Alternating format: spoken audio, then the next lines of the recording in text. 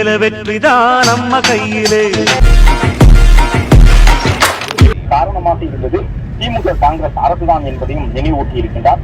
தமிழ் மொழியை, தமிழர்களின் கலாச்சாரம் பண்பாட்டத்தை அந்த